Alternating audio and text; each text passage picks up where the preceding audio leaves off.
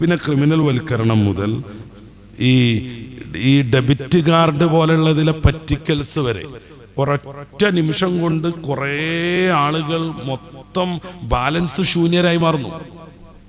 കേരളക്കാരൊക്കെ ഈ സാമ്പത്തിക രംഗത്ത് പറ്റിക്കാൻ വേണ്ടി മാത്രം നിലകൊള്ളുന്നവരാണ്. ആരെങ്കിലും വരെ ഇതാ പറ്റിക്കപ്പെടാൻ ഞങ്ങൾ ഇരിക്കണമെന്ന് പറയണത് പോലെയാണ്. 10-22 വയസ്സ് മാത്രമായിരുന്നു ശബരി എന്ന് പറയുന്ന ഒരു ചെറുപ്പക്കാരന്. അവൻ്റെ കയ്യിലാണ് 2000 കോടിയോളം കേരളക്കാരെ ഏൽപ്പിച്ചത് ടൈക്കൂൺ എന്ന തട്ടിപ്പ് പരിപാടി. പിന്നെ എത്ര നമ്മൾ കണ്ടു, പിന്നെയും കാണും. കാര്യം തട്ടിപ്പാക്കാനുള്ള ആരെങ്കിലും ഉണ്ടെങ്കിൽ കടന്നു വരൂ, ഇതേ ഞാൻ റെഡിയായി നിൽക്കണമെന്നാണ് ഓരോ കേരളക്കാരനും പറയണത്. ഈ സമ്പത്ത് ഇനിയും കുമിഞ്ഞുകൂടണമെന്ന വിചാരത്തിൽ മാന്യതയും സഭ്യതയും ഭേദിച്ചുകൊണ്ട് എങ്ങനെയെങ്കിലും പണം കൂടണമെന്ന് കരുതുമ്പോൾ ഇന്ന സംഗതി അതിന് പറ്റും, ഇന്നതങ്ങനെ പറ്റുമെന്ന് പറഞ്ഞ ഏജന്റുമാർ വരും. അതിന് കുറേ ക്ലാസ്സുകളൊക്കെ നടക്കും. നമ്മുടെ ജില്ലയിലൊക്കെ പലയിടത്തും നടക്കും ക്ലാസ്സുകൾ. എന്നിട്ട് ഈ ക്ലാസ് എടുക്കാൻ വരുന്ന ചങ്ങാതി എന്തായിരിക്കും, ഒരു വലിയ ബെൻസിലോ BMW ഒക്കെയാണോ വരിക, കൂട്ടുകാരൻ്റെ കടം വാങ്ങിയതായിരിക്കും, അല്ലെങ്കിൽ വാടകയ്ക്ക് എടുത്തതായിരിക്കും. കഴുത്തിൽ വലിയ കനുള്ള മാലുണ്ടാവും. ചിലപ്പോൾ അത് തിരൂരിന്നായിരിക്കും സംഘടിപ്പിച്ചിട്ടുണ്ടാവുക. നല്ല ഡ്യൂപ്ലിക്കേറ്റ് വാച്ച് കിട്ടും, പല കമ്പനിയുടെയും കോപ്പി വാച്ച് കിട്ടും. അപ്പോൾ നല്ല വില കൂടിയ റോളക്സ് വാച്ചിൻ്റെ ഒക്കെ കോപ്പി കിട്ടും. അതൊക്കെ ഇട്ടിട്ടുണ്ടാവും, നല്ല കോട്ടും സൂട്ടും ഒക്കെ ഇടും. എന്നിട്ട് പറയും, എനിക്കുണ്ടായിരുന്ന ഒരു ഭൂതകാലം, അന്ന് ഞാൻ വല്ലാതെ കഷ്ടപ്പെട്ടിരുന്നു, ഞാനിങ്ങനെ മത്തിയൊക്കെ ചാള ഏറ്റിയിട്ട് ചെറിയ കുടി ഒലിച്ചൊരവസ്ഥ ഉണ്ടായിരുന്നു, ഇപ്പം കണ്ടില്ല ഞാൻ എന്നൊക്കെ പറഞ്ഞിട്ട് ഇങ്ങനെ പൊലിപ്പിക്കും. ഈ സാസിലിരിക്കണം ഇങ്ങനെ പൊന്താണ്, ഇതേ എൻ്റെ ഭാഗ്യനക്ഷത്രം തെളിഞ്ഞിരിക്കണമെന്ന് പറഞ്ഞിട്ട്. ക്യൂനെറ്റ് എന്നൊക്കെ പറയുന്ന വൃത്തികെട്ട സാമ്പത്തിക തട്ടിപ്പുണ്ട്. അത് പേരൊന്നും മറച്ചു വെക്കേണ്ടതില്ല എന്ന് എനിക്ക് തോന്നുന്നത്. ക്യൂനെറ്റ് ഗൾഫിലൊക്കെ ഉള്ള പല പാവപ്പെട്ടമാരെയും അത് സ്വാധീനിച്ചു. അത് ചില്ലറ പൈസന്റെ കളിയല്ല, പണ്ടൊക്കെ ഉണ്ടായിരുന്ന അവന്റെ മാതിരി ഒന്നുമല്ല, ചില്ലറ പൈസന്റെ കളിയല്ല. അതിലെ ഒരു ആള് കൂടാന്ന് പറഞ്ഞാൽ തന്നെ 4,70,80,000 രൂപ വേണം. എന്നിട്ട് അയാൾ 2 പേരെ ചേർക്കണം. ഇങ്ങനെ ശൃംഖല പോയിക്കൊണ്ടേയിരിക്കണം. ഒരാളെ ചേർക്കുമ്പോഴേക്ക് 60,000 റുപ്യ കിട്ടും. എന്തിനായി 60? അതിൻ്റെ മതപരമായ സാധുത എന്താണ്? ഈ 60 എങ്ങനെ കിട്ടണതാണ്? ഞാൻ വന്നിട്ട് ഇങ്ങനെ ഒരാളെ സോപ്പടിക്കണ്, ഇങ്ങനെ ഉണ്ട്, അത് കിട്ടും എന്ന് പറഞ്ഞിട്ട്. അപ്പം നിങ്ങൾ എന്ത് ചെയ്യും, ഒരു 4,80,000 രൂപ തരുമെന്ന് പറയണം.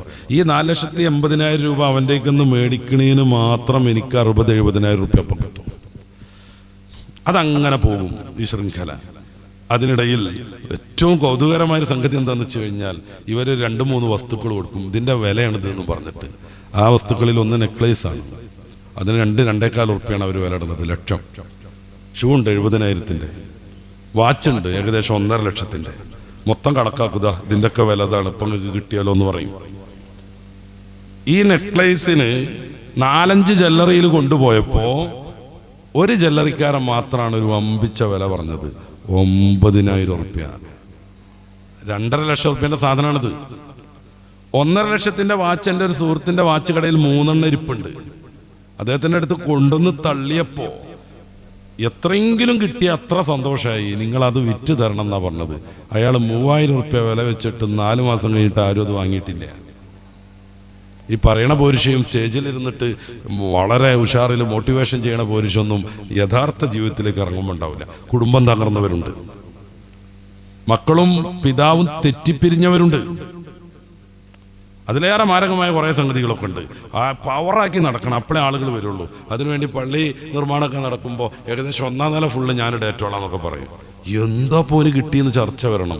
അപ്പം ഇങ്ങനെ സംസാരിക്കണം, എന്താ കിട്ടി, ഇപ്പോൾ വലിയൊരു ബിസിനസ് നടത്തണില്ലേ, ആണോ, അങ്ങനെ ആൾ വന്നുകൊണ്ടേ ഇരിക്കണം. അതിൻ്റെ ഇടയിൽ തെറ്റിപ്പിരിഞ്ഞിട്ട് AC പള്ളിയിലെ മൊത്തം AC ഏറ്റെടുത്ത ആളൊക്കെ പരിപാടിയൊക്കെ കഴിഞ്ഞപ്പോൾ കമ്മിറ്റിക്കാരെന്ന് AC ചെയ്ത് പറഞ്ഞപ്പോൾ ഉപ്പരാൾ എയർലൈക്കുന്നു. ഇനി എങ്ങനെ മൊത്തം AC കൊടുക്കുക? അവസാനം വീട്ടിൽ ശേഷിക്കുന്ന ഏതോ ഒരു തരി മിനിങ് വിറ്റിട്ട് ഒരു AC കൊടുത്ത് ഇതിനടുത്ത് തണുത്തോളം നിങ്ങളെന്ന് പറഞ്ഞ് വിട്ട കഥയൊക്കെ ഉണ്ട്. കുടുംബം തകരുക. ഈ സാമ്പത്തിക കൊതി മൂത്തിട്ട് ധർമ്മവും അധർമ്മവും തീരെ പരിഗണിക്കാതെ, പിന്നെ നേരത്തെ ഞാൻ പറഞ്ഞതുപോലെ ധാർമ്മികമായ വിഷയങ്ങളൊന്നും ശ്രദ്ധിക്കാതെ പണം എന്ന് പറഞ്ഞ് ജീവിക്കുന്ന ഒരു പശ്ചാത്തലം ലോകാടിസ്ഥാനത്തിൽ രൂപപ്പെട്ടു.